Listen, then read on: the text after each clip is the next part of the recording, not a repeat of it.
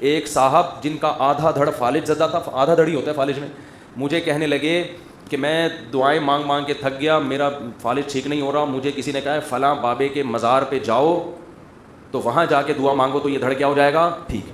میں نے کہا جس بابا کی قبر پہ جا رہے ہو آپ کا آدھا دھڑ کام نہیں کر رہا, ان کے دونوں دھڑ کام, تبھی تو قبر میں گئے ہیں. تو آپ نے بار بار سنا ہوگا, انہیں تسلیاں بھی دیتے ہیں. کیا کہتے ہیں؟ السلام علیکم یا اہل القبور, اے قبر والو تمہیں سلام ہو. اسی میں بس نہیں کرتے, ان کے لیے دعا بھی کرتے ہیں مخاطب ہو کر, یغفر اللہ لنا ولکم, اللہ تمہیں بھی بخشے اور ہمیں بھی بخشے. پھر ان کو تسلی بھی دیتے ہیں. کیا کہتے ہیں, کیا تسلی دیتے ہیں؟ کہتے ہیں وانتم سلفون ونحن بالعصر, تم پہلے آ گئے, انشاءاللہ ہم تمہارے بعد آنے والے ہیں. یہ کلام کس سے کر رہے ہیں؟ جنات سے, فرشتوں سے, پریوں سے, کس سے کر رہے ہیں یہ کلام؟ آپ کس سے کر رہے ہیں؟ مردوں سے. اور کس سے کر رہے ہیں؟ جو قریب کی قبر ہے اس سے کر رہے ہیں, یا جو کونے میں قبر ہے اس سے کر رہے ہیں؟ کس سے کر رہے ہیں؟ یہ یہاں والا بھی سن رہا ہے, وہاں والا بھی سن رہا ہے. جس کے انتقال کو 1 دن ہوا وہ بھی سن رہا ہے, جس کے انتقال کو 1000 دن ہوا وہ بھی سن رہا ہے, اور وہ بھی سن رہا ہے جو جھوٹ بولتا تھا, وہ بھی سن رہا ہے جو شراب پیتا تھا, وہ بھی سن رہا ہے جو چغلی کرتا تھا. ارے جب پاپی تیری آواز سن سکتے ہیں تو جنہوں نے پوری زندگی خدا کی عبادت میں گزاری ہے, کیا وہ لوگ نہیں سن سکتے؟ سبحان اللہ, سبحان اللہ, کیا بات ہے بھائی.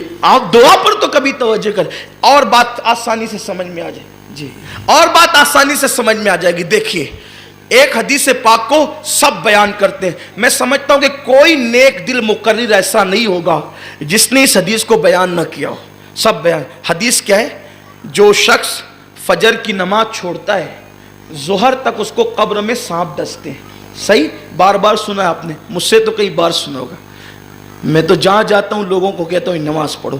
میرے پاس جو بھی آتا ہے کہتا ہے مجھے نیک بننا ہے, میں پہلا مشورہ دیتا ہوں نماز پڑھو, کیونکہ میرا ایمان ہے ان الصلاۃ تنہا عن الفحشاء والمنکر. جو نمازی بنتا ہے وہ نیک بن ہی جاتا ہے. آج نہیں کل نیک تو بننا ہی اس نے.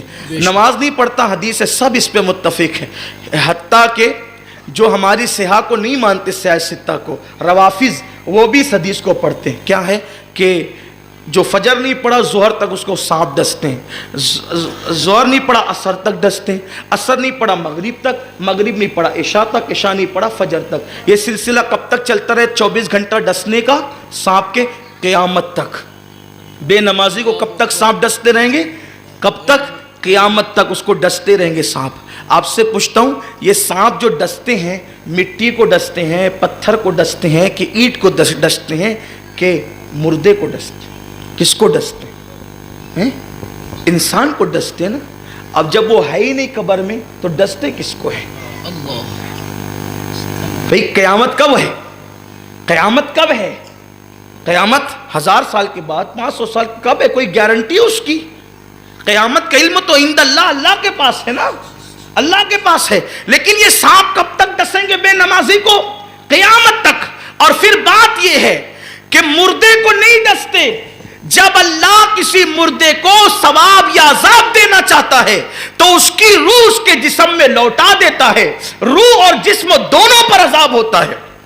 یہ موقف ہے تمام مومنین کا کہ جب اللہ کسی کو عذاب دے یا اجر دے تو اس کے جسم پر صرف عذاب نہیں ہوتا اور صرف اس کی روح پر بھی عذاب نہیں ہوتا, روح اور جسم دونوں پر عذاب ہوتا ہے. تب آپ مجھے بتائیں, یہ جو قیامت تک سانپ ڈستے رہیں گے تو کس کو ڈسیں گے؟ جسم کو ڈسیں گے. جسم ہوگا تو ڈسیں گے, مٹی میں مل جائے گا تو تھوڑی ڈسیں گے. تب آپ مجھے بتائیں, جب بے نمازی اپنی قبر میں عذاب کا صدمہ اٹھانے کے لیے زندہ ہے تو جس نے 40 سال تک عشاء کے وضو سے فجر پڑھی وہ اپنی قبر میں کیوں زندہ نہیں ہے؟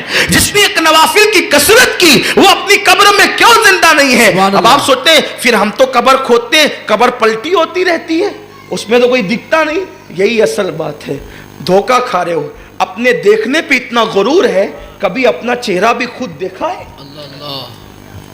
مجھے چیلنج ہے, کوئی بتا دے کسی نے اپنا چہرہ خود دیکھا ہے؟ انسان اتنا اندھا ہے کہ اپنا چہرہ نہیں دیکھ سکتا, قبر کے حالات کیا دیکھ سکتا ہے؟ آنکھ پر غرور نہ کرو, جو دکھے وہ موجود ہے ایسی بات نہیں ہے. مردہ ہوتا ہے مگر انسانوں کو نظر نہیں آتا, اس کو جانور دیکھتے ہیں, ہمیں نظر نہیں آتا. اور وہ اللہ جو ماں کے پیٹ میں ایک پیٹ میں کئی بچوں کو سمانے کی طاقت رکھتا ہو، وہ اللہ جو سوئی کے ناکے میں کائنات کو سمانے کی طاقت رکھتا ہو، اگر وہ اللہ ایک قبر میں کئی مردوں کو سما دے تو اس میں تعجب کی کیا بات ہے؟ اللہ پر ایمان لو تو اللہ کی قدرت کو مانو. آپ نہیں دیکھتے، دیکھو یہ اتنا بڑا درخت ہے، یہ درخت نکلا کہاں سے؟ ایک گٹلی سے نکلا، ایک گٹلی سے. تو گٹلی کے اندر درخت تھا کہ نہیں تھا؟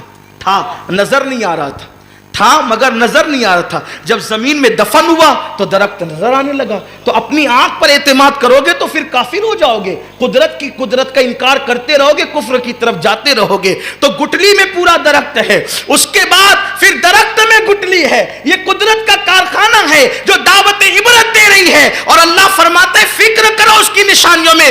ان فی خلق السماوات والارض واختلاف اللیل والنہار لآیات لأولی الالباب الذین یذکرون اللہ قیاما وقعودا وعلی جنوبہم ویتفکرون فی خلق السماوات والارض ربنا ما خلقت ھذا باطلا سبحانک فقینا عذاب النار. اللہ کے یہاں ذکر سے بڑا درجہ فکر کا ہے. 70 سال تک ذکر کر کے وہ ثواب نہیں ملتا جو اللہ کی قدرت میں ایک لمحہ فکر کرنے سے ملا کرتا ہے. سبحان اللہ.